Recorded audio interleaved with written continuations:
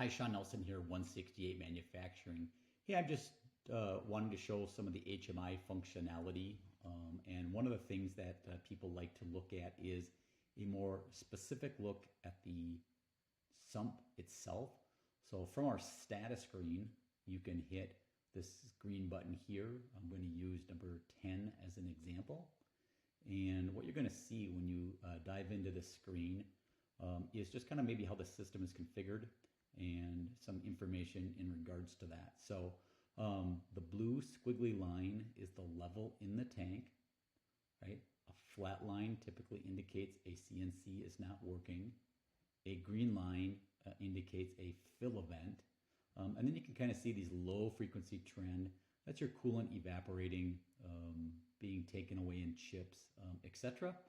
The red line in this example with one of our FS120 systems is the temperature trend that's in the sump. So you get a good picture real simply of the level.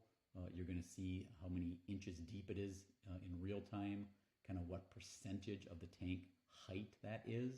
And then you can kind of zoom in and out of this volume, this data too. You can scroll with it, but zoom it back out to that kind of 24-hour view.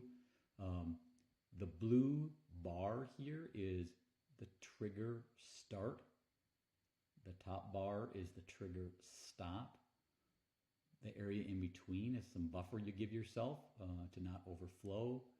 The yellow is where we send out emails to you if you were ever getting a little bit too full. And the red is where we automatically shut off autofilling, send you out a notification that it happened, and then you can kind of go and take a look and reset the system if required.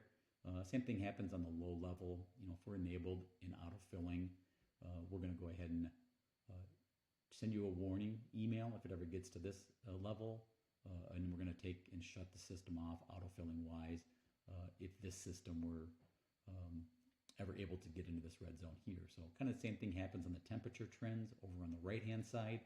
So if this red line was ever to detect a temperature rise up into the yellow zone, notification email goes out. If it ever dips down lower than that, same thing. So we're trying to put information in front of you in real time. In the case of temperature, we really kind of think of it as detecting an anomaly. So you can open and close this window based on kind of what you see as a historical trend when you're running good parts in your shop. So thanks for taking some time to look at our HMI. If you have more questions, look at their other videos in this series in regards to the FullShop HMI.